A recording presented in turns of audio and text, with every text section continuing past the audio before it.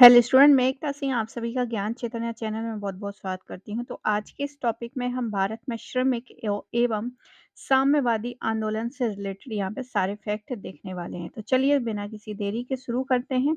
1870 में बंगाल के शशिपाद बनर्जी ने मजदूरों का एक क्लब श्रमजीवी समिति स्थापित किया और भारत श्रमजीवी नामक जो है मासिक पत्रिका का प्रकाशन किया।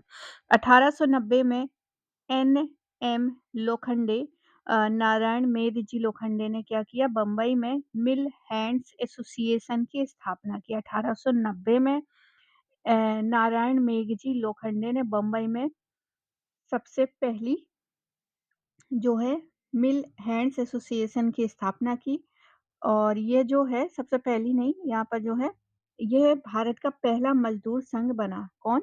बम्बई मिल हैंड्स एसोसिएशन। लोखंडे ने अ 1880 में अंग्रेजी व मराठी में दीनबंधु नामक साप्ताहिक पत्रिका का प्रकाशन किया था।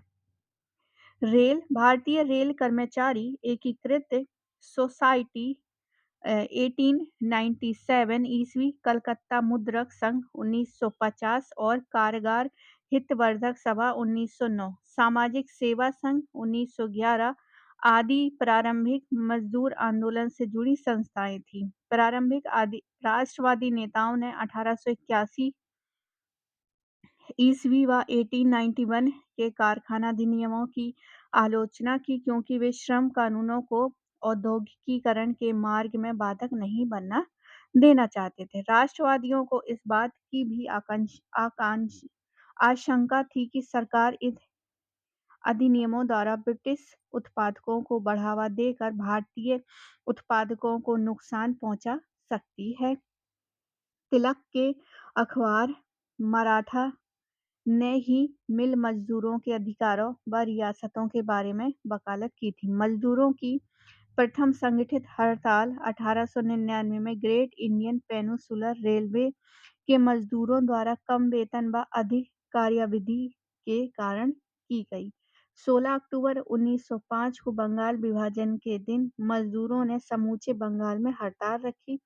1908 में तिलक को 8 वर्ष की सजा होने पर बम्बई के कपड़ा मजदूर एक सप्ताह पर क्या हो गए? हड़ताल पर रहे। यह उस समय मजदूरों की सबसे बड़ी राजनीतिक हड़ताल थी।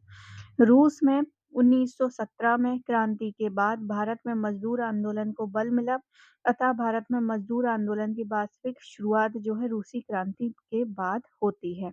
बम्बई कामगार हितवर्धिनी सभा की स्थापना वी.आर. नारे और एम.के. वोले तथा एन.ए. टोले टालेकेरकर ने की थी। बी.पी. वाडिया ने 1918 में मद्रास मजदूर संघ की स्थापना की। ये भारत का पहला आधुनिक मजदूर संगठन था। आगे देखते हैं। वास्तव में मजदूर संघ जो है की स्थापना जी रमन नायडू और जी चेलवपति चेट्टी ने की थी तथा बी.पी. वाडिया इस यूनियन के अध्यक्ष थे। नियमित सदस्यता और शुल्क के साथ यह ट्रेड यूनियन का पहला व्यवस्थित प्रयास था। बी.पी. वाडिया एनी बेसेंट के सहयोगी थे। वाडिया ने आईएलओ के 1919 में वाशिंगटन सम्मेलन में तथा एन.एम. जोशी ने 1920 ईस्वी के सम्मेलन में भारत का प्रतिनिधित्व किया। 1918 में गांधी जी ने अहमदाबाद टेक्सटाइल लेबर एसोसिएशन की स्थापना की, जो संभवतः उस समय की सबसे बड़ी ट्रेड यूनियन थी। 1919 में बंगाल में जूट श्रमिक संघों ने पहली बड़ी हड़ताल की और 19 जुलाई 1920 को ताशकंद में हुई द्वितीय इंटरनेशनल कम्युनिस्ट कांग्रेस में मानवेंद्र नाथ रॉय, अब्दुल जगाहर, त्रिमुल आचार्य और शरीफ शफीक अहमद ने भाग लिया था। मानवेंद्र नाथ ने ताशकंद से ही वैगार्ड नामक पत्र निकाला था। 1920 में गांधी जी ने मजदूर महाजन संघ की स्थापना की थी। इटक की बात करते हैं। 1920 में नारायण मल्हार जोशी ने अखिल भारतीय ट्रेड यूनियन कांग्रेस यानी इटक की जो है स्थापना की। ट्रेड यूनियन के जन्मदाता एम.एन. जोशी थे। इटक का पहला सम्मेलन तो ये काफ़ी इम्पोर्टेंट है, यहाँ से क्वेश्चन पूछे गए हैं। 31 अक्टूबर 1920 को बम्बई में हुआ जिसके अध्यक्ष लाला लाजपत राय थे। दीवान चमन लाल इसके महामंत्री बने। इसके उपाध्यक्ष जोसेफ बेपिस्टा थे। कांग्रेस के गया अधिवेशन में कांग्रेस ने इटक के साथ सहयोग करने का क्या लिया निर्णय लिया। कांग्रेस के जिन नेताओं ने इटक की अध्यक्षता की वे हैं लाला लाजपत राय, चित्तरंजन दास, सी.एफ. एंड्रयू, जितेंद्र सोहन, मोहन सेनगुप्त, सुभाष चंद्र बोस, जवाहरलाल नेहरू, सरोजिनी नायडू तथा सत्यमूर्ति। 1926 और 27 में इटक में दो गुट हो गए थे, सुधारवादी और क्रांतिकारी गुट। क्रांतिकारी गुट ने अपने को मास्को स्थित तीसरे इंटरनेशनल से संलग्न किया था। जबकि सुधारवादी गुट जो है एम.एन. जोशी गुट एम्स टर्म्ड स्थित अंतर्राष्ट्रीय फेडरेशन ऑफ ट्रेड यूनियन में संलग्न होना चाहता था। आगे देखते हैं 1929 में इटक का सम्मेलन नागपुर में हुआ और इसकी अध्यक्षता जवाहरलाल नेहरू ने की थी। नागपुर अधिवेशन में ही सुधारवादी एवं साम्यवादी क्रांतियों में मतभेद प्रारंभ हो गया था। इटक पर वामपंथी विचारधारा हावी होने के कारण नागपुर अधिवेशन में 1929 में एम.एन. जोशी के नेतृत्व में इटक का प्रथम विभाजन भी हो गया। तो 1929 में एम.एन. जोशी के नेतृत्व में इटक का प्रथम विभाजन हुआ। जोशी के नेतृत्व में वी.वी. गिरी की अध्यक्षता में और मृणाल क्रांति बोस के सहयोग से Akhil Bharatiya trade union federation की स्थापना 1930 में हुई। 1931 में साम्यवादी नेता देश पांडे ने लाल ट्रेड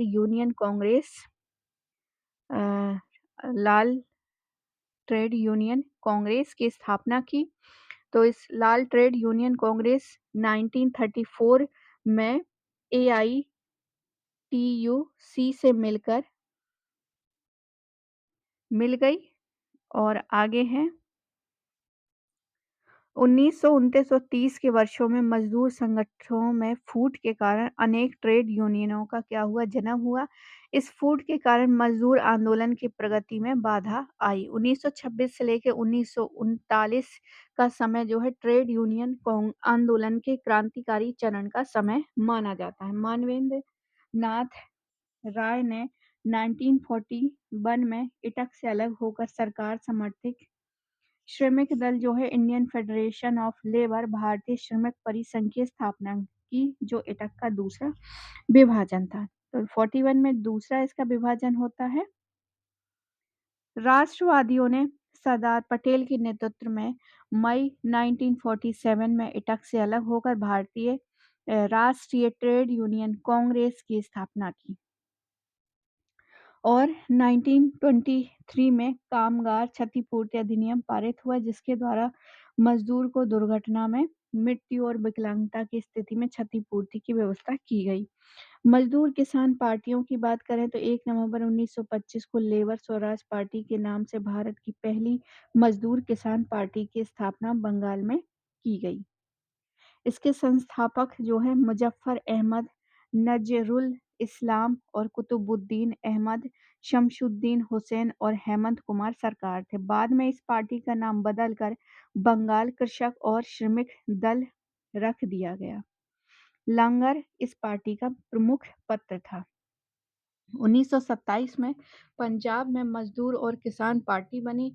मेहनत कश नामक उर्दू साप्ताहिक इसका मुख्य पत्र था। बम्बई में 1927 में जिस मिरजकर यानी सचिव तथा ढूंढीराज ठेगड़ी अध्यक्ष ने बम्बई मजदूर किसान पार्टी की स्थापना की।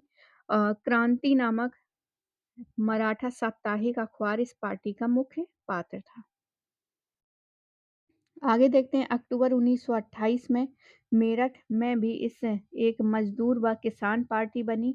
यहाँ आयोजित पार्टी कॉन्फ्रेंस में ब्रिटिश कम्युनिस्ट फिलिप्स स्प्रेट ने भाग लिया। नवंबर 1928 में फिलिप्स स्प्रेट मुजफ्फरनगर और अब्दुल मजीद सोहन सिंह जोश तथा पूरन चंद्र जोशी ने यूपी किसान पार्टी की स्थापना की और सीपी जोशी इसके सचिव थे। 1928 में सभी मजदूर पार्टियों ने मिलकर अखिल भारतीय मजदूर किसान पार्टी का गठन किया, जिसका पहला अधिवेशन दिसंबर 1928 में कलकत्ता में सोहन सिंह जोश की अध्यक्षता में हुआ।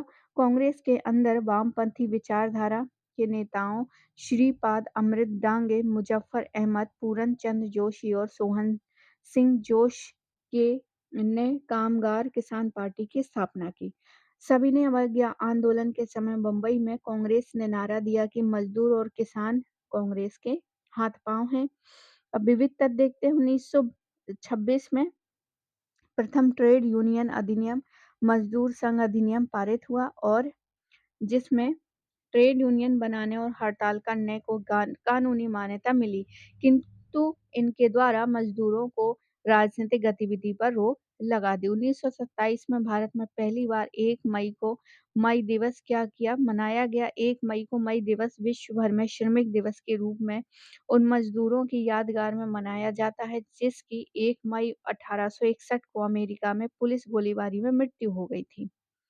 1929 में व्यापार विवाद अधिनियम पारित हुआ जिसमें औद्योगिक झगड़ों को शांत करने के लिए प्रबंध तंत्र को मनमानी शक्ति दी गई और ट्रेड डिस्प्यूट बिल का संबंध हड़तालों पर रोक से था। गिरनी कामगार यूनियन बंबई में साम्यवादियों का मिल मजदूर संघ था। राष्ट्रीय स्वयं सेवा संघ की स्थापना 27 दिसंबर 1925 को केशव बलिराम हेडगेवार ने इसका मुख्यालय जो है नागपुर में स्थित है। 1935 में भारत सरकार अधिनियम द्वारा मजदूर संघों तथा श्रमिक निर्वाचन मंडलों के माध्यम से श्रमिकों को विशेष प्रतिनिधित्व देने का जो है प्रावधान किया गया था। 1936 में अंबेडकर ने इंडिपेंडेंट लेबर पार्टी की क्या की स्थापना की। आगे देखते हैं।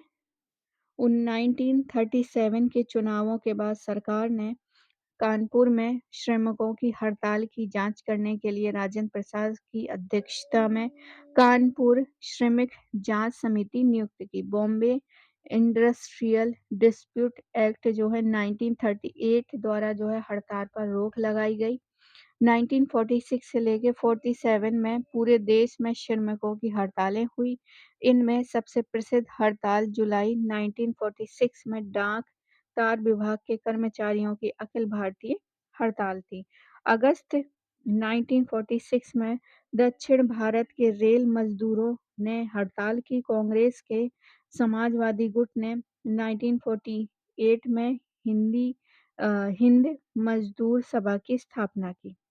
अब देखते हैं भारत में कम्युनिस्ट पार्टियां। ये तो मजदूरों से रिलेटेड थी। तो रूस की 1970 की बोल्शेविक क्रांति के परिणाम स्वरूप भारत में भी वामपंथी विचारधारा का विकास हुआ। मानवेंद्र नाथ राय, नरेंद्र नाथ भट्टाचार्य ने सोवियत संघ की यात्रा की और अक्टूबर 1920 में उन्होंने ताशकंद में भारतीय कम्युनिस्ट पार्टी की स्थापना कर दी। मानवेंद्र नाथ रॉय ने 1922 में अविनी मुखर्जी के सहयोग से बर्लिन से वैनगार्ड ऑफ इंडियन इंडिपेंडेंस तथा इंडिया इन ट्रांजिशन नामक अखबार प्रकाशित किया। वैनगार्ड ऑफ इंडियन इंडिपेंडेंस जो है भारतीय कम्युनिस्ट पार्टी का पहला अखबार था। इसके बाद में इसका नाम बदलकर एडवांस गार्ड रख दिया गया। भारत में प्रकाशित प्रथम कम्युनिस्ट पत्रिका वैनगार्ड थी।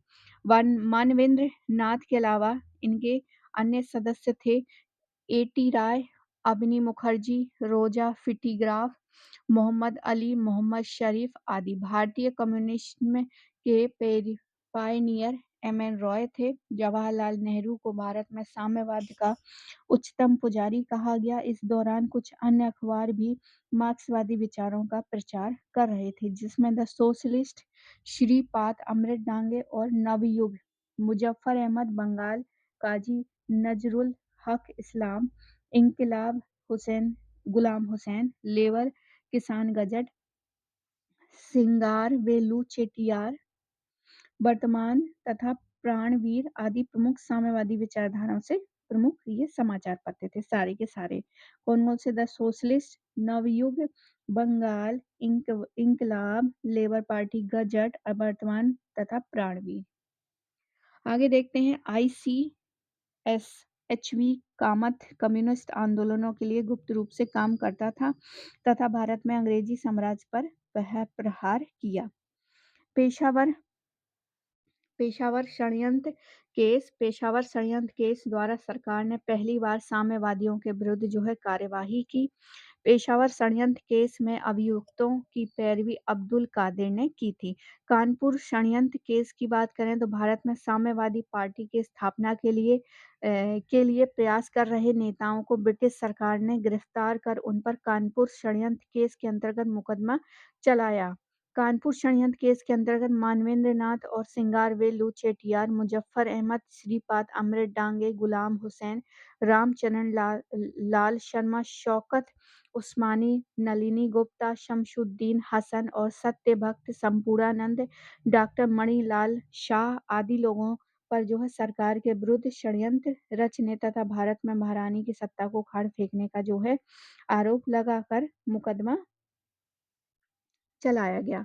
कानपुर षड्यंत्र केस में नलिनी गुप्ता, शौकत उस्मानी डांगे एवं मुजफ्फर अहमद की अदालत में पेश किए गए तथा 20 मई 1924 को इन चारों अभियुक्तों को 4-4 साल की कड़ी सजा दी गई।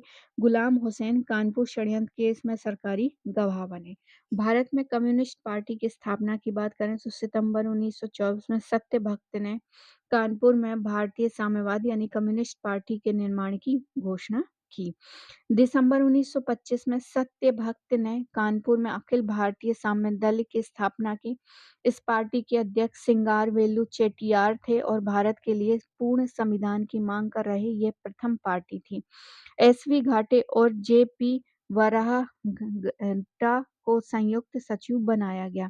कलकत्ता में मुजफ्फर अहमद और काजी नजरुल इस्लाम ने जो है कम्युनिस्ट ग्रुप की स्थापना की। नजरुल अहमद ने बंगाली भाषा में धूमकेतु नामक पत्रिका निकाली थी। लाहौर में गुलाम हुसैन ने साम्यवादियों को संगठित किया और बंबई में श्रीपाद अमृत डांगे तथा मद्रास में सिंगारवेलु चेट्टियार ने जो है कम्युनिस्ट ग्रुप की स्थापना की। प्रथम अखिल भारतीय साम्यवादी युवा कांग्रेस कलकत्ता में 27 दिसंबर 1928 को संपन्न हुई। उसकी अध्यक्षता पंडित जवाहरलाल नेहरू ने की थी। मजदूरों में बढ़ रहे साम्यवादी प्रभाव को समाप्त करने के लिए सरकार ने 1928 में पब्लिक सेफ्टी बिल जो है पेश किया था। पब्लिक सेफ्टी बिल 1928 का विरोध करते हुए मोतीलाल नेहरू ने कहा कि वह भारतीय राष्ट्रीयता एवं भारतीय कांग्रेस पर प्रहार है और भारत की दासता का पहले नंबर का बिल है। अब देखते हैं मेरठ षड्यंत्र केस। पब्लिक सेफ्टी बिल के कानून बनाने पर सरकार ने 14 मार्च 1929 को 32 साम्यवादी नेताओं को धारा 121 ए के तहत गिरफ्तार कर उन पर मेरठ षड्यंत्र केस के अंतर्गत मुकदमा चलाया। 2 जनवरी 1933 में उन्हें सजा दी। इनमें प्रमुख थे एम एस ए डांगे, एस वी घाटे, के एन जोगलेकर और शौकत उस्मानी, मुजफ्फर अहमद, एस एस मिरजकर और पीसी जोशी, ए आलवे और सोहन सिंह जोश, गौरी शंकर, के एन सहगल और आर एन निवाकर आदि थे। मेरठ षड्यंत्र केस के अंतर्गत 3 ब्रिटिश नागरिक भी सम्मिलित थे और ये थे Philip Spratt, Ben Bradley, Lester Hutchinson New Spark नामक पत्रिका के संपादक थे। तो कभी न्यू स्पार्क पूछा जाए तो लेस्टर हचिंसन इसके क्या थे? संपादक थे। मेरठ षड्यंत्र केस के अभियुक्तों को बचाने के लिए जवाहरलाल नेहरू, कैलाश नाथ काटजू, एम.एन. अंसारी और एम.सी. झागला आदि ने पैरवी की थी। मुजफ्फर अहमद को आजीवन कालापानी की सजा सुनाई दी। डांगे, घाटे, जोगलेकर और निम्बाकर तथा फिलिप स्प्रिट को 12 साल की सजा हुई। मेरठ षड्यंत्र केस के विरोध में मोतीलाल नेहरू ने 21 मार्च 1929 को केंद्रीय विधानमंडल में काम रोको प्रस्ताव पेश किया। 1929 में भारतीय साम्यवादियों ने कांग्रेस को पूंजीपतियों की पार्टी घोषित की तथा सुभाष चंद्र बोस और जवाहरलाल नेहरू को पूंजीपतियों का क्या बताया? एजेंट बताया। साम्यवादी भारतीय साम्यवादियों ने गांधी-इरविन समझौते को राष्ट्रवाद के साथ कांग्रेसी विश्वासघात की संज्ञा दी थी और 1934 में सरकार ने साम्यवादी पार्टी पर प्रतिबंध लगाकर उसे अवैध घोषित कर दिया। 1942 में भारतीय साम्यवादी पार्टी पर यह प्रतिबंध रहा। 1935 में भारतीय साम्यवादी पार्टी के सचिव सोमनाथ लाहिड़ी की गिरफ्तारी के बाद पीसी जोशी और उसके प्रथम सचिव महासचिव बने। पीसी जोशी बंबई से 1938 में प्रकाशित नेशनल फ्रंट के संस्थापक थे। कांग्रेस समाजवाद पार्टी की बात करें तो 1934 में पटना कांग्रेस के भीतर कांग्रेस समाजवादी पार्टी की स्थापना हुई। इसके इसके प्रमुख सदस्य थे जयप्रकाश नारायण, आचार्य नरेंद्र देव, अच्युत पटवर्धन, अशोक मेहता, मीनू मसानी, डॉक्टर राम मनोहर लोहिया, यूसुफ मेहर अली, कमला देवी चट्टोपाध्याय आदि थी। अखिल भारतीय कांग्रेस समाजवादी पार्टी का प्रथम अधिवेशन जो है अक्टूबर 1934 में डॉक्टर संपूर्णानंद की अध्यक्षता में बंबई में आयोजित हुआ। इसमें गठित कार्यकारिणी के महासचिव जयप्रकाश नारायण थे। 17 मई 1934 में बिहार कांग्रेस समाजवादी पार्टी की स्थापना हुई। बिहार सीएसपी के अध्यक्ष आचार्य नारायण देव थे। जयप्रकाश नारायण महासचिव थे। यूसुफ मेहरली ने बॉम्बे प्रोविंशियल यूथ लीग की स्थापना की।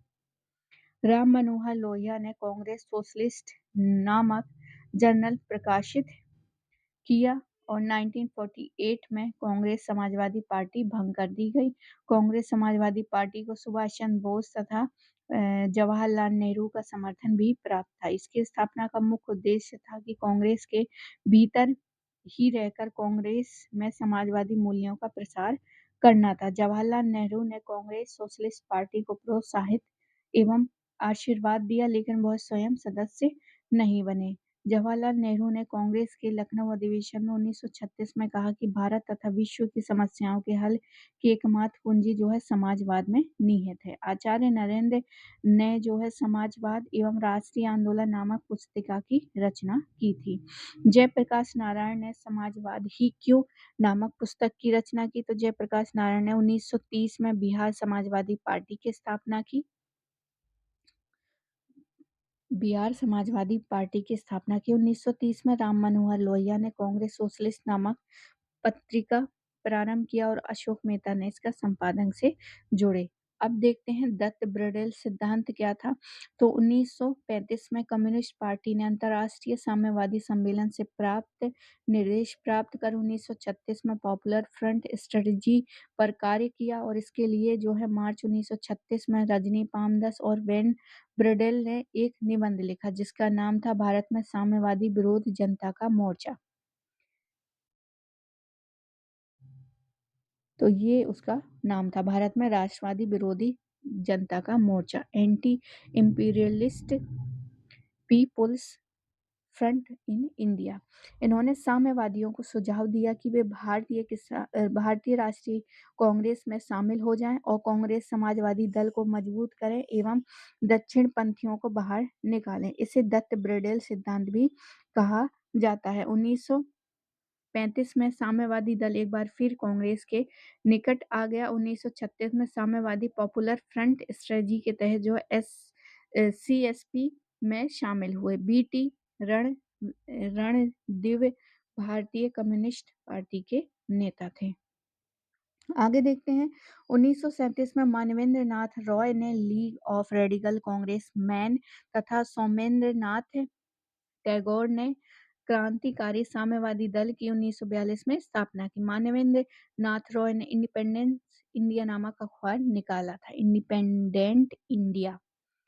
मानवेंद्र नाथ रॉय ने मार्क्सवाद से निराश होकर 1940 में अतिवादी लोकतंत्र दल रेडिकल डेमोक्रेटिक पार्टी की स्थापना की और 1939 में बंगाल में एन दत्त मजूमदार ने भारतीय वोल्शेविक दल की स्थापना की। इसके अन्य सदस्य थे अजीत राय, शिशिर राय, संपादक महासचिव विश्वनाथ दुबे, और मई 1929 में सुभाष चंद्र बोस ने कांग्रेस से अलग होकर फॉरवर्ड ब्लॉक नामक दल बनाया। शरदूल सिंह कावीशा फॉरवर्ड ब्लॉक के उपाध्यक्ष थे। 1939 में द्वितीय विश्व युद्ध शुरू होने पर भारतीय साम्यवादियों ने इसे साम्यवादी युद्ध कहा, किंतु जब 1941 में हिटलर ने रूस पर आक्रमण किया तो वे इसे लोक युद्ध कहने लगे तथा ब्रिटेन रूस को युद्ध में पूर्ण सहयोग देने की बात क्या करने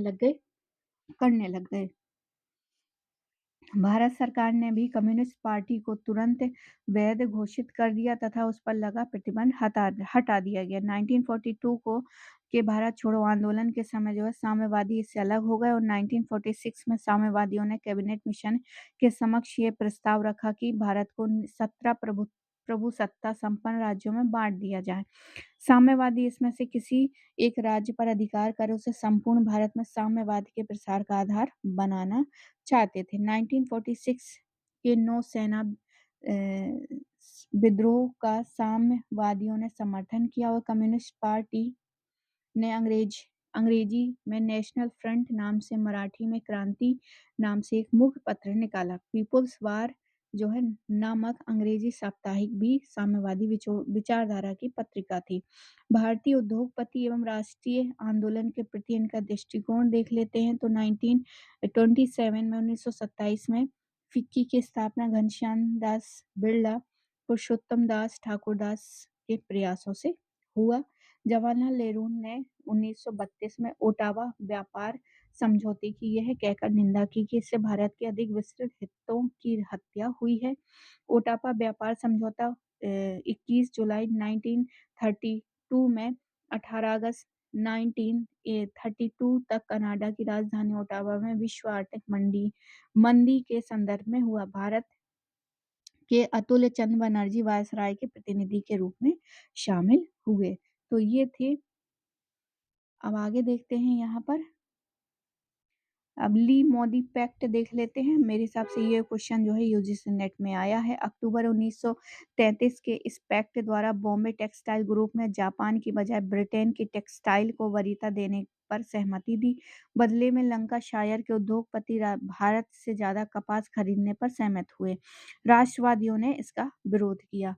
बॉम्बे घोषणा पत्र 1936 से लेकर 18 मई 1936 को बम्बई के 21 प्रमुख उद्योगपतियों ने इस पर हस्ताक्षर किए, जिसमें से ये प्रमुख थे एन सकलातवाला, पुरुषोत्तम दास ठाकुरदास, सर चिमन लाल शीतलवाड़, फिरोज सेठाना, कवस जी जहांगीर और बाल चंद्र हीराचंद्र, धर्म से खटाऊ और एडी श्राफ।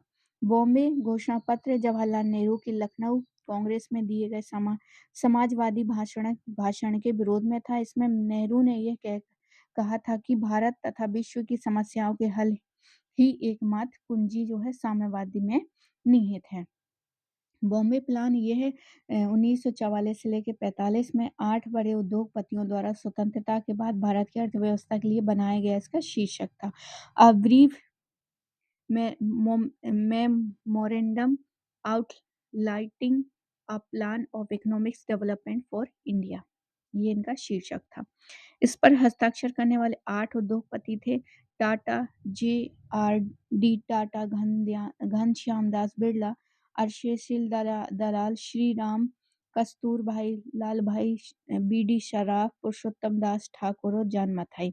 बॉम्बे प्लान पहली बार जनवरी 1944 में और दूसरी बार 45 में प्रकाशित हुआ। बॉम्बे प्लान के संपादक पुरुषोत्तम दास ठाकुर थे।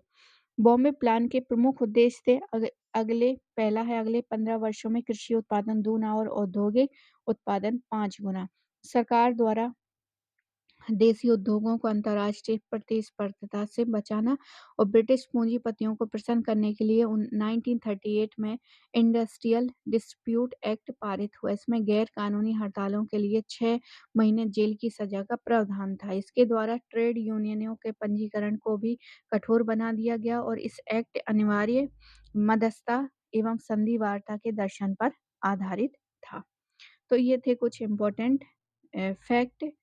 तो आई होप आपको ये वीडियो पसंद आया होगा। पसंद आया तो प्लीज़ लाइक करें, शेयर करें, सब्सक्राइब करें। मिलते हैं हम अगली वीडियो में। पूरा वीडियो देखने के लिए आप सभी का बहुत-बहुत धन्यवाद।